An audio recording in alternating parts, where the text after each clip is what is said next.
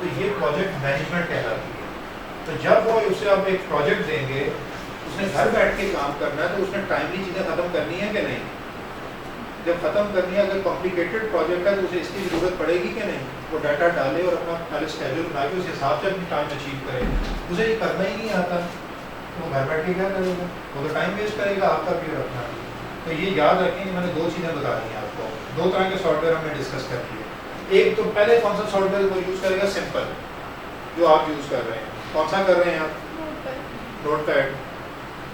फिर उसे वर्ड भी यूज़ करना पड़ेगा, ईमेल वगैरह लिखनी है, कोई चीज़ करें, फिर उसे एक्सेल में कैलकुलेशन भी करनी पड़ सकती है। ये जनरल यूज सॉफ्टवेयर उसे आने चाहिए, प्लस उसे स्पेशलाइज सॉफ्टवेयर आने चाहिए। पहला कम्युनिकेशन के लिए वो कौन सा है? जूम। और दूसरा कौन सा है? बहुत मशहूर है, आपको पता होने चाहिए ताकि आप देख सकें। दूसरा बड़ा मशहूर है गूगल से रिलेटेड। अभी आवाज़ आई है, गूगल मीट। सुना है कभी नाम? Google Meet. Google Meet Zoom का अल्टरनेटिव है। अब मेरे पास टाइम नहीं है, टाइम होता तो मैं यहाँ सारा ये ऑन करके छोटी छोटी चीज़ें पे शेयर करता चला जाता, तो आपका नॉलेज भी हो जाता और लिखने की कैपेसिटी बढ़ जाती है। आपका टाइम शॉर्ट है, तो जो मैं बोल रहा होता हूँ उसे एक एक बार बुलेट पॉइंट बना लिया करें। तो ये बुलेट पॉइंट बनाए, जूम, गूगल मीट। ये दुनिया के मशहूर 3 सॉफ्टवेयर हैं इस वक्त जो चल रहे हैं, गूगल मीट, ठीक है, जूम और गूगल मीट। तो मुझे कम्युनिकेशन सॉफ्टवेयर की जरूरत पड़ेगी। कम्युनिकेशन सॉफ्टवेयर भी आ गया। आगे क्या है? मैंने काम करने हैं, काम करके काम को मैनेज करना है, उसके लिए कौन से सॉफ्टवेयर की जरूरत पड़ेगी? अभी पढ़ा था, प्रोजेक्ट मैनेजमेंट सॉफ्टवेयर की जरूरत पड़ेगी, मैनेज करना है। मैनेज भी कर लिया, काम कर लिया। काम करने के बाद क्या करना है? मैंने काम कर लिया, मैंने अब क्या करना है? कौन क्या करना है? काम कंप्लीट कर लिया, घर बैठा अपने लैपटॉप पे काम पूरा कर लिया। अब क्या करना है? सेंड करना है। सेंड करना है कि नहीं अपने मैनेजर को? उसके लिए कौन से सॉफ्टवेयर की जरूरत पड़ेगी? ईमेल। लेकिन क्या ईमेल में बड़ी बड़ी फाइलें हो जाती है अटैच? कभी की है अटैच? बहुत बड़ी फाइल ईमेल में अटैच करो, नहीं होती। बात होता है लिमिट्स होती हैं ईमेल की कि इतने जीबी की फाइल अटैच होगी, इससे बड़ी नहीं होगी। मैंने तो कुछ 100 जीबी की फाइल भेजनी है, तो क्या करूँगा? कैसे करते हैं आजकल? उसको कंप्रेस कर। तो मुझे कंप्रेशन के सॉफ्टवेयर को जिस तरह के टूल चाहिए, प्लस एक और चीज़ जो आप सबको पता है, वो कौन सी है? ड्राइव्स। सुना है कभी? गूगल ड्राइव, खानी ड्राइव। आप ड्राइव पे अपलोड कर देते हैं, दूसरा बंदा ड्राइव से जाके उठा लेता है। तो फिर मुझे ड्राइव से रिलेटेड या क्या कहूँ, क्लाउड स्टोरेज सॉफ्टवेयर को भी समझने की जरूरत पड़ेगी कि मैं क्लाउड स्टोरेज में कैसे डालूँ अपनी फाइल। क्लियर हो गया? बस इतना काफी है। आपके लेवल पे इससे आगे के सॉफ्टवेयर में नहीं जाने। तो कौन कौन से सॉफ्टवेयर हो गए, कौन सी टेक्नोलॉजी होगी? सबसे पहले काम करने की टेक्नोलॉजी, जिसमें MS ऑफिस आ गया, ये आ गया जो आप यूज कर रहे हैं। और कौन सा मैंने बताया? MS वर्ड वगैरह आ गया, ये चाहिए। उसके बाद कौन सा चाहिए? कम्युनिकेशन का चाहिए, जिसमें जूम आ गया, गूगल मीट आ गया। उसके बाद कौन सा चाहिए? ये प्रोजेक्ट मैनेज करने का सॉफ्टवेयर चाहिए। उसके बाद कौन सा आ गया?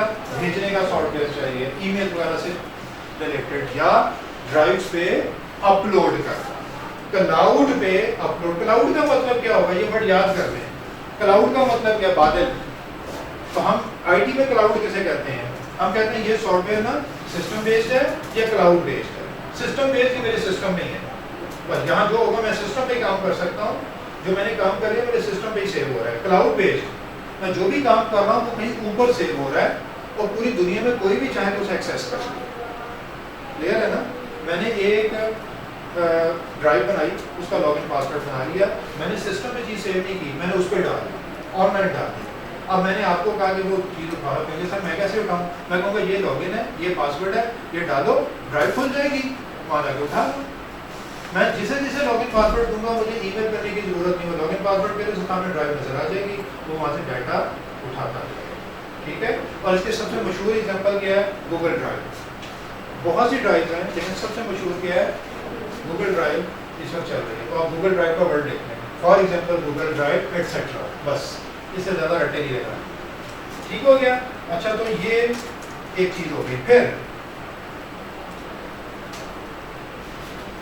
Training in digital collaboration tools.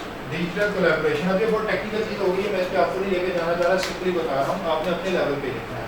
Digital collaboration, digital technically mobile उस पर ऑनलाइन कोलैबोरेशन आपस में इकट्ठे होगा।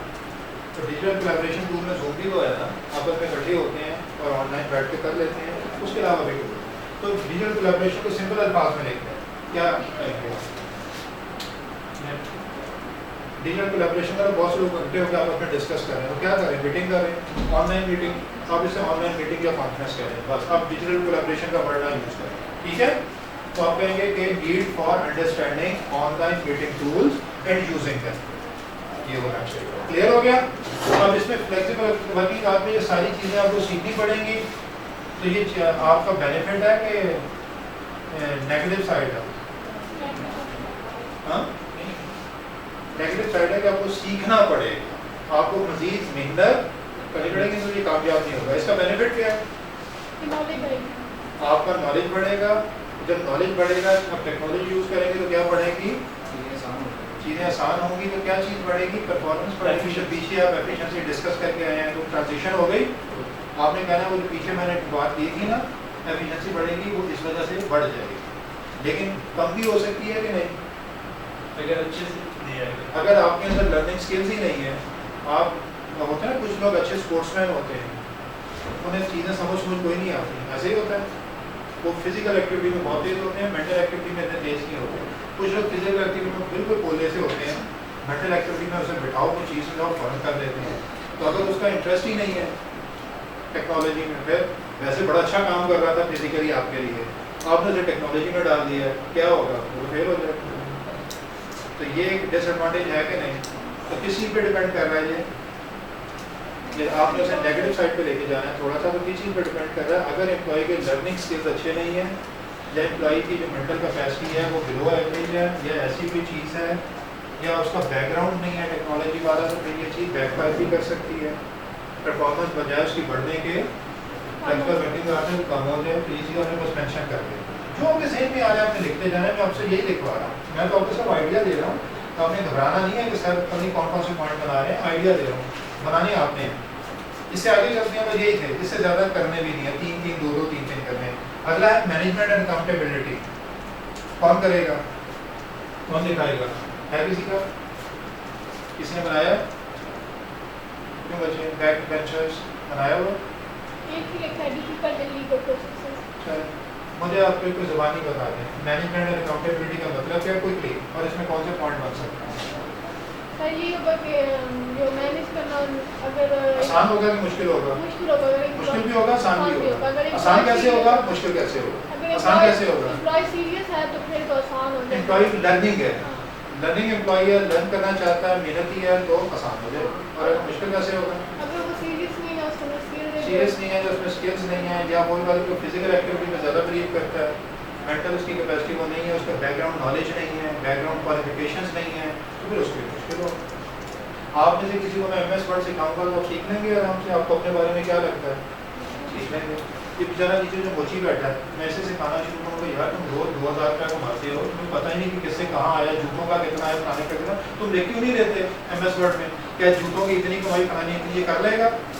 वो क्या कहेगा? तुम बाबूजी जानते हो, मैंने मेरा काम करेंगे हो, मैंने पता है।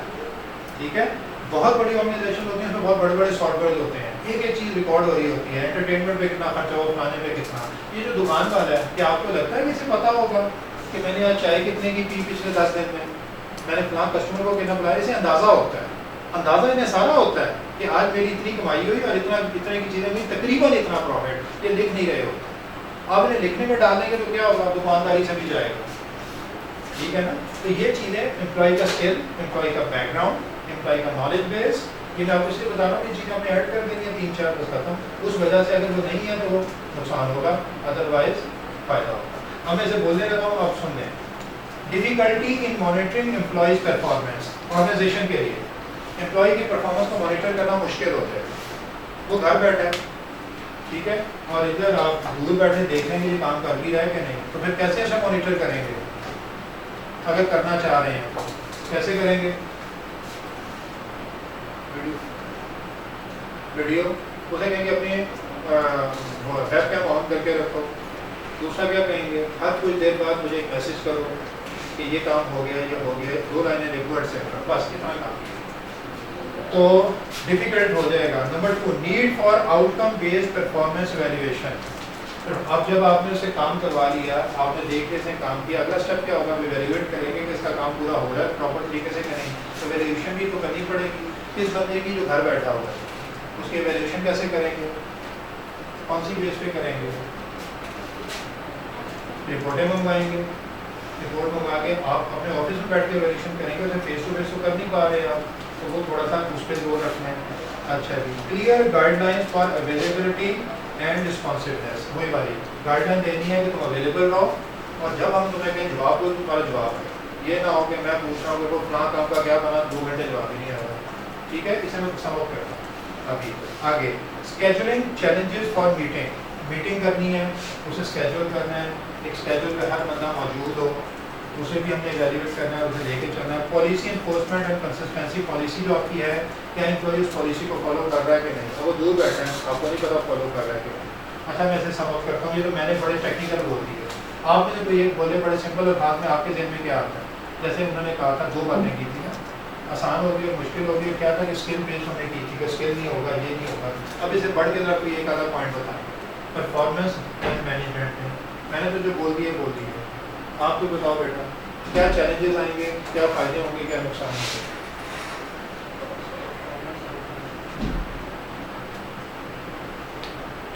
जी, परफॉर्मेंस का मतलब क्या है? एम्प्लॉय की परफॉर्मेंस अच्छी हो, बढ़ेगी, कम होगी, और हमें फ़ायदा होगा कि नुकसान होगा। और मैनेजमेंट, हमने उसे मैनेज करना है।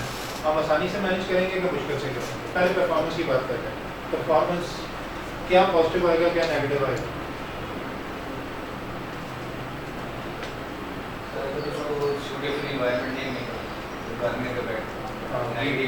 बीवी तंग करती है, इससे बड़ी जाती है कि घर बैठ के भी काम ही किए जा रहे हो, ये क्या बात हुई? हमें क्यों नहीं टाइम देते? ये होता है बस।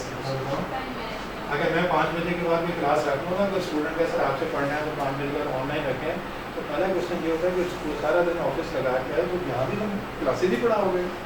ये होता है, ये नेचुरल सी बात है।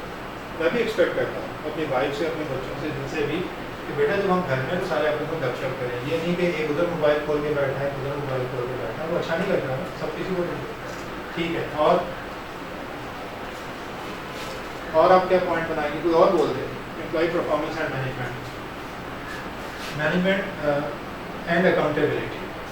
Sorry, management and accountability. उसे मैनेज करना और ये देखना कि वो जो काम कर रहा है ठीक कर रहा है कि गलत कर रहा है, इसमें क्या चैलेंजेस आएंगे और क्या बेनिफिट्स होंगे। पहले बेनिफिट की बात करें जी। मैनेजमेंट में बेनिफिट क्या है?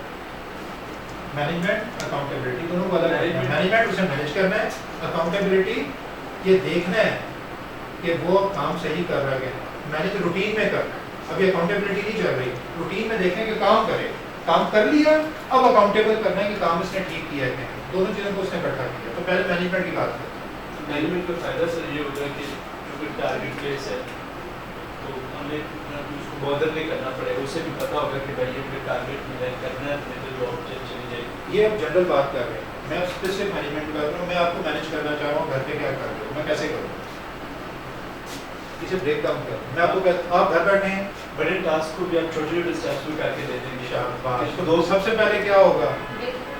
स्केजुलिंग होगी, स्केजुलिंग होगी, स्केड्यूल बनेगा। ये हर एक की मैनेजमेंट अलग अलग होगी। इसके लिए तुम्हें एक दिन दिया था, एक दिन तो पूछेंगे हो गया क्या नहीं, सारी अकाउंटेबिलिटी आ गई।